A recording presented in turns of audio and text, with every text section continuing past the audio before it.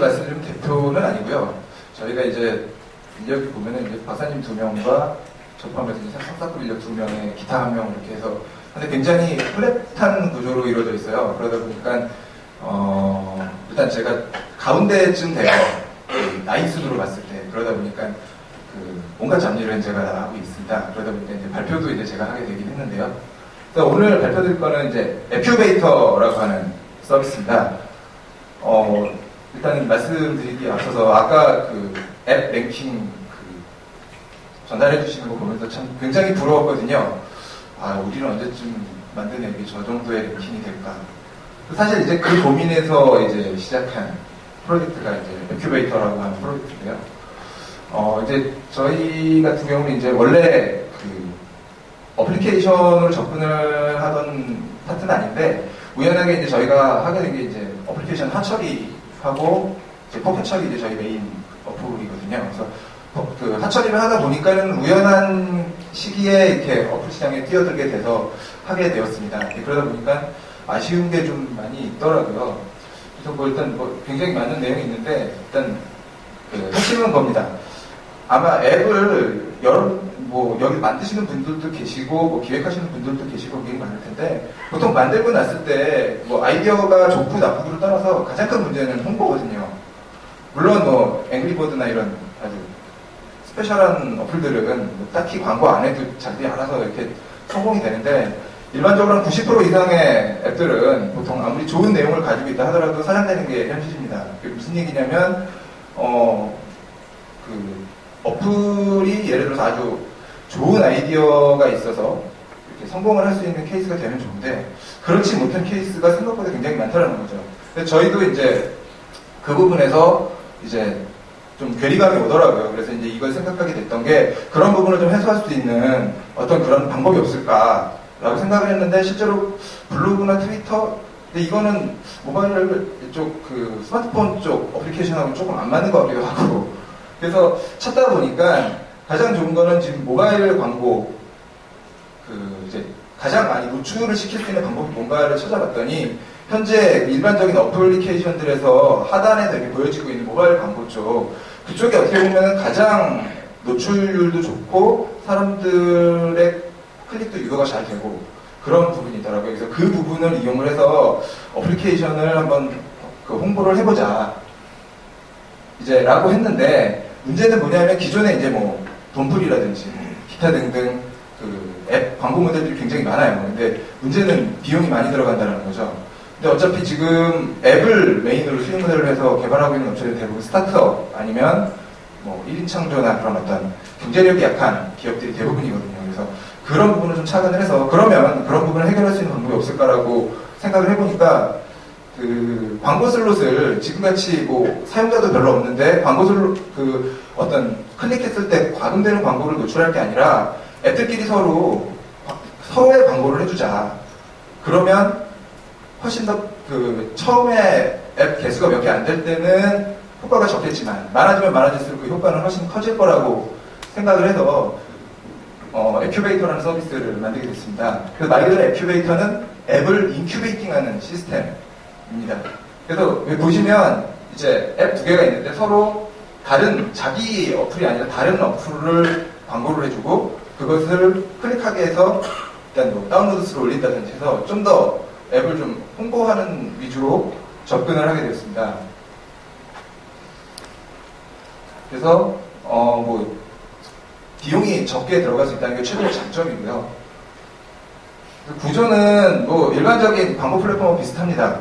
근데 이제 좀 이제 광고를 저희 이제 애큐베이터에 들어가는 어떤 콜라보레이티브 어플리케이션 인큐베이팅 시스템이라고 하는 이쪽에 SK가 있어요. 이거를 탑재를 시키게 되면 이걸 탑재를 하고 자기 앱에 광고 이미지와 링크를 넣게 되면 이제 자동적으로 이제 시스템이 돌아가면서 이제 자기랑 다른 카테고리의 어떤 광고들을 노출시키게 되는 시스템입니다. 근데 이제 단순히 이제 그 기능만 있는 건 아니고 이제 일반적으로 요새 많이 유행하는 애드립이나 이런 것처럼 광고가 롤링되는 기능이라든지 이런 부분들이 이제 부가 서비스로 같이 들어가게 돼요. 그래서 사용자가 원하는 만큼 광고와 어떤 외부 광고, 수익 광고를 그대로 노출을 할 수 있는 그런 시스템입니다.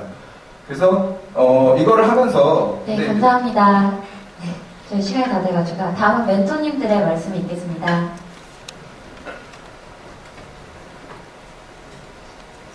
되게 좋아 보이면서 어려운 서비스 같은데요. 광고가 이렇게 앱 산업에서 큰 수익 모델로 지금 떠오르고 있는데, 지금 하시는 방식으로 하면은 이제 많아지면 많아질수록 광고 효과가 좀 떨어지는 단점이 있지 않을까 생각이 좀 들었었고요. 그리고 그 수익 모델에 대한 어떻게 돈을 벌 것인지에 대한 부분도 좀 조금 더 설명해 주시면 좋을 것 같아요. 일단은 그 효과는 오히려 거꾸로 더 많아집니다. 왜냐하면 이제 아까 제가 말씀드리려다 시간 조절을 제가 잠깐 좀 잘렸는데, 액큐베이터의 가장 큰 특징은 자기 앱에서 다른 앱에 광고를 많이 해줄수록 그만큼 내 앱이 다른 어플리케이션에 광고가 많이 되는 시스템으로 되어 있습니다. 그래서 결국에 그 부분을 결정하는 건 그 앱을 소유하고 있는 소유자가 결정을 하는 문제이지 어떤 일반적인 정책으로 인해서 바뀌는 부분은 아니거든요. 그래서 아까 이제 말씀드렸던 것처럼 내 광고를 좀 적게 나가고 자기는 수익 광고를 많이 넣고 싶다. 그럼 그런 부분도 정책적으로 변경이 가능하고요. 그래서 일단은 그 부분에 대한 말씀은 제가 그런 식으로 답변을 드리겠고요. 수익 모델 부분은 사실 두 가지가 있습니다. 단편적인 부분으로는 일단은 저희가 이제 하처리를 하다 보니까는 이제 모바일 광고 업체들하고는 좀 막역하게 지내는 편이에요. 그러다 보니까 그쪽과의 제휴 광고나 이런 부분들이 충분히 가능하겠더라고요. 아주 단편적으로만 봤을 때는 그렇고요. 저희가 이제 보는 건 그것보다는 좀 더 숲을 보는 거거든요. 근데 무슨 얘기냐면, 일단은 이게 나름대로 일단 당장에 돈이 되지 않을지라도 어떤 장기적으로 봤을 때 앱을 만들면 항상 이 플랫폼을 끼운다라는 등식이 성립을 한다라고 하면, 그거는 이제 그 이후에는 어떤 수익 모델을 거기다 갖다 꽂아도 붙일 수 있다라는 거거든요. 그리고 이제 저희가 이제 그러기 위해서 부가적으로 준비하는 게 아까 말씀드렸던 것처럼 광고를 롤링하는 기능이라든지 아니면 개발자들을 위한 어떤 모니터링. 실제로 해외에서는 앱을 매개로 해서 앱 안에서 실제로 벌어지고 있는 데이터, 그러니까 앱 자체에 관련된 메타데이터를 가지고서 수익 모델화한 그런 사례들이 많이 있거든요. 근데 저희들은 그 부분을 대부분 이제 무료로 개발자들한테 오픈을 해주고 그걸 통해서 활성화를 시킨 다음에 그 안에다가 여러 가지 수익 모델을 붙이려고 하는 거죠. 쉽게 얘기하면은 이제 저희 이제 구조를 조금 더 설명을 해드리면 그런 겁니다. 예를 들어서 한 주기가 있습니다. 저희 광고 인벤토리 안에 인벤토리가 돌아가는 한 주기가 있는데, 그 주기 안에 한 어플이 기본적으로 무료로 들어왔을 때 노출이 될 수 있는 횟수가 한 주기 안에 300건입니다. 300건이 되고 나면 다른 어플들 광고가 끝날 때까지 기다렸다가 다시 이제 그 인벤토리가 초기화되면서 재개되게 됩니다. 그 경우에 일단 이제 그렇게 되면은 자기는 더 광고를 하고 싶다든지 아니면은 광고 슬롯이 없는 광고라든지 어플이라든지 그런 경우에는 이제 저희한테 유료로 돈을 내고 들어온다든지 그런 어떤 앱, 그러니까 결국에는 이제 앱 생태계에 관련된 어떤 부가적인 수익 모델들을 얼마든지 넣을 수 있다는 계산이거든요. 개인적인 질문 하나 드리자면요. 그 모바일 환경에서 그 배너 광고가 정답이라고 생각하시나요? 정답은 아니지만요. 개인적으로 봤을 때는 현 시점에서 봤을 때, 그냥 객관적인 관점에서 봤을 때, 단순한 노출이라는 관점에서만 봤을 때는 현재 모바일 광고가 가장 객관적으로 봤을 때는 가장 나은 방법인 것 같고요. 물론 그거 외에 여러 가지 방법들이 존재할 수는 있겠지만 현재까지 나온 것 중에 일반적인 사람들이 인지할 수 있는 범위 내에서는 그게 가장 효과적인 방법이라고 생각을 합니다. 물론 그것과 더불어서 부가적으로 붙을 수 있는 서비스들에 대해서는 저희도 고민을 하고 있고요. 근데 이제 그 부분이 되기 위해서는 일단 기본적인 게 어떤 구조가 만들어져야 그 뒷부분도 이야기가 될 것 같다고 생각을 합니다. 현황을 지금 오픈해서 오퍼레이션 하고 계신가요? 예?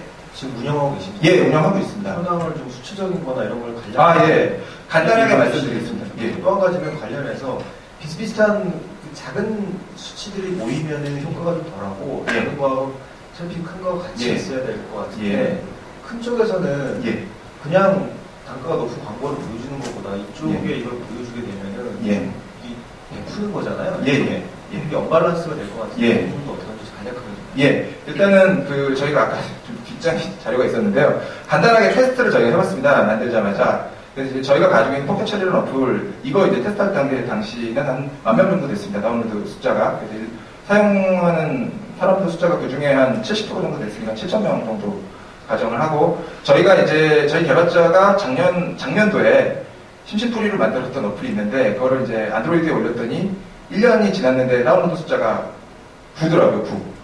그래서 그거를 똑같이 제목만 바꿔서 다시 한번 올려서 광고 이미지 작업만 해서 태워봤습니다, 한번. 그랬더니, 한 20일 정도 지나니까는 3,500 정도 올라가더라고요. 그 부분은 물론 뭐 여러 가지 변수가 있을 수는 있겠지만, 기본적으로는 1년간 또 계속 있어도 별 효과도 없던 어플이었거든요. 그게 이제 그만큼 올라갔다니까 간단한 예로 이제 그게 되는 건데, 이제 더 많은 그 어플들이 붙게 되면 결과는 더 많이 달라진다는 거고요. 그 다음에 이제 그 두 번째로 말씀하셨던 것도 이제 저희의 아까 말씀하셨던 것처럼 그 유료로 과금이 되는 광고를 줄이고 이게 나가게 되면 손해가 나는 거 아니냐라고 이제 말씀을 하셨는데, 그래서 그거를 보완할 수 있는 방법들이 몇 가지가 저희가 보완을 해놓은 게 있습니다. 그 다음에 첫 번째는 뭐 이제 아까 말씀드렸던 부가 서비스 부분을 좀 더 오픈시켜서 뭐 앱의 실제적인 모니터링을, 앱 동작에 대한 실시간 모니터링을 해준다든지 그런 기능 오픈하는 건 또 부가적인 거고요. 일단은 수익적인 부분을 저희가 한번 광고 업체들하고 한번 타진을 좀 해봤습니다. 그랬더니 네, 감사합니다. 네, 저희가 지금 시간이 돼가지고요. 네,